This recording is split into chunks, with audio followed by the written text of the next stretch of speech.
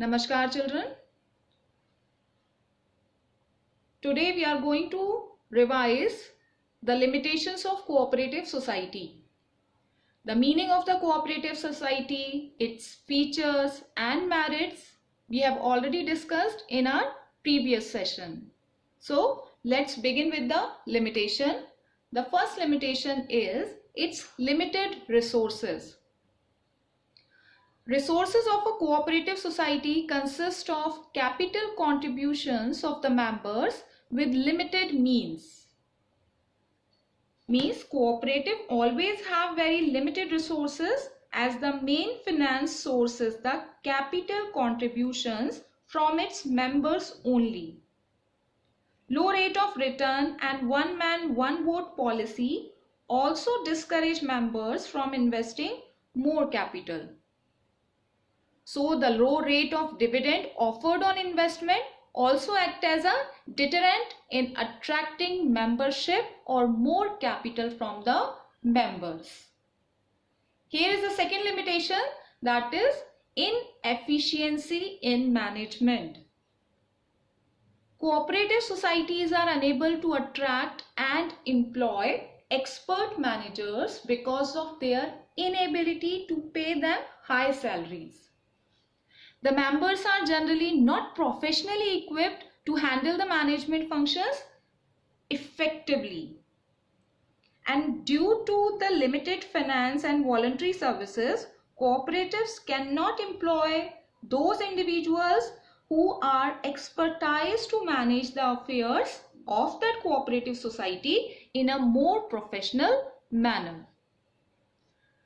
Now, the third limitation is lack of secrecy. As a result of open discussions in the meeting of members as well as disclosure obligations as per the Societies Act, it is difficult to maintain secrecy about the operations of a cooperative society. Because the Cooperative Societies Act requires members to discuss all its operations in the meetings and disclose all decisions, therefore maintaining secrecy is just not possible. Move on to the next limitation, government control. Cooperative societies have to comply with several rules and regulations related to auditing of accounts, submission of accounts, etc. An interference in the functioning of the cooperative organization through the control exercised by the state cooperative departments also negatively affects its freedom of operations. Because the cooperatives are required to follow rules, government rules and regulations related to the submission and accounting, auditing of accounts. So this reduces the freedom of operation. So this generally bothered them, bound them to not to take any decisions by their own. So this is also a very big disadvantage of cooperative societies. The next limitation is differences of opinions. Internal quarrels arising as a result of contrary viewpoints. This may lead to difficulties in decision making. Personal interest may start to dominate the welfare motive if personal gain is given preference by certain members. Differences of opinions and individual interest may lead to conflicts among members, and as a result, the welfare motive may get dominated by personal interest and benefits. So, due to this differences of opinion, also people generally don't attract to the cooperative societies. In cooperatives, there is no direct link between the effort and rewards also. So the profits earned are shared amongst all the members. So due to lack of incentive for efficient working, members do not put in their best efforts. So these are the limitations. Now the next topic which we have already done, we are going to revise that is the different types of cooperative societies. So here these 6 types are there of the cooperative societies: consumers cooperative societies, producers cooperative societies, marketing cooperative societies, farmers cooperative societies, credit cooperative societies, and cooperative housing societies. So one by one we are going to revise these all. So the first one is the consumer cooperative societies. So what is there in the consumer cooperative societies? The consumer cooperative societies are formed to protect the interest of consumers. The society purchases goods in bulk directly from the wholesalers and sells goods to the members at reasonable prices. Thereby, what they are doing, they are eliminating the middleman. And profits, if any, those profits will be distributed on the basis of either their capital contributions to the society or purchases made by individual members. So these societies are formed to protect the interest of consumers, and the main aim to provide the good quality products at reasonable prices. Goods are purchased in bulk from wholesalers and then sold to the members. Okay. The next type is producers cooperative society. These societies are set up to protect the interest of small producers. The members comprise of producers desirous of procuring inputs for production of goods to meet the demand of consumers. So the main aim is to protect the interest of small producers. Society supplies raw materials, equipment and other inputs to the members and also buys their output for sale. And profits among the members are generally distributed on the basis of their contributions to the total pool of goods produced or sold by the society.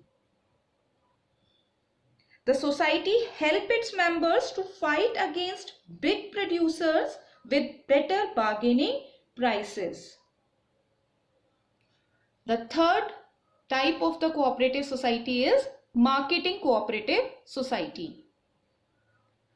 In this type of cooperative society, these are established to help small producers in selling their products.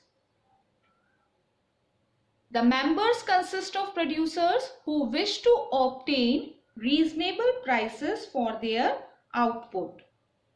The society aims to eliminate middlemen and provides a favorable market for the products.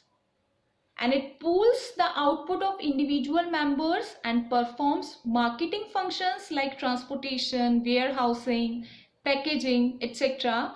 to sell the output at the best possible price.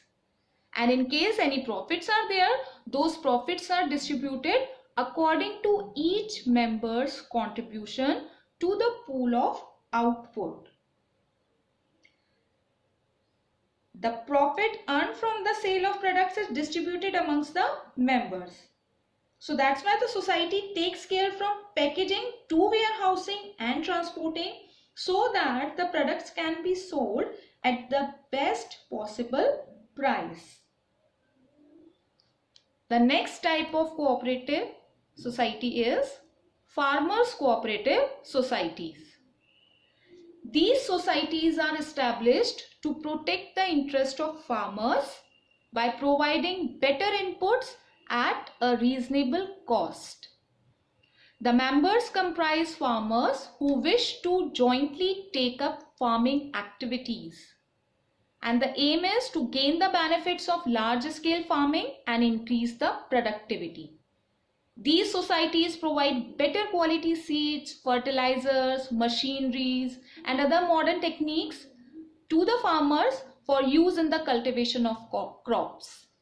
This helps not only in improving the yield and returns to the farmers, but also solves the problems associated with the farming on fragmented land holdings. So these cooperative societies are formed by the farmers with an aim to get better inputs at a reasonable cost.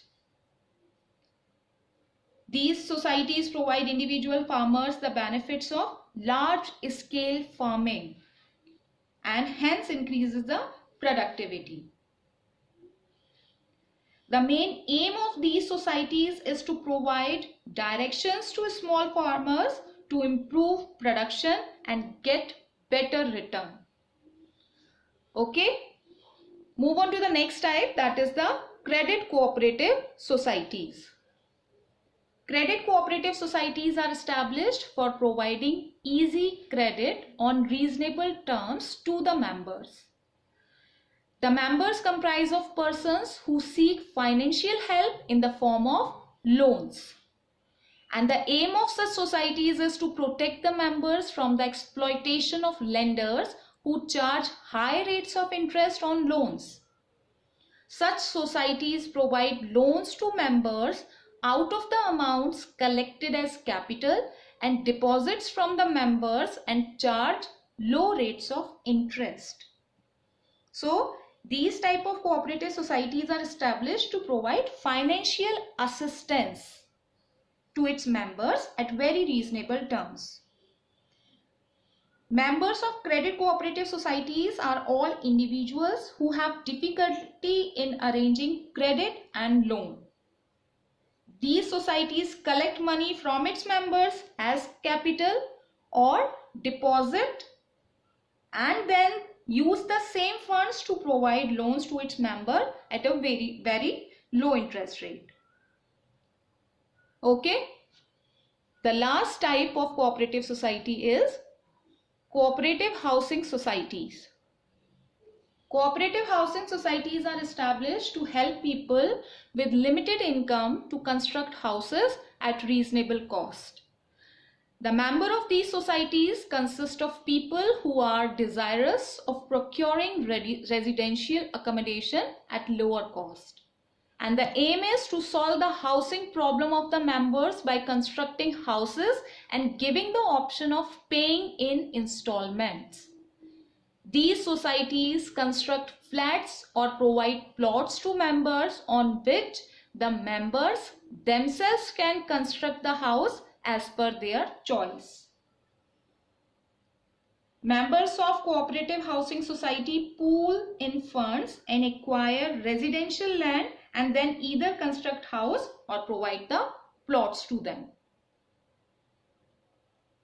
so that they can construct house of their choice. As well as this is a very good option for them that rather than paying a lump sum investment, they can pay the amount in installments also. Okay, so these are the 6 types of the cooperative societies. In the next class, we are going to start with the revision of joint stock company. Thank you.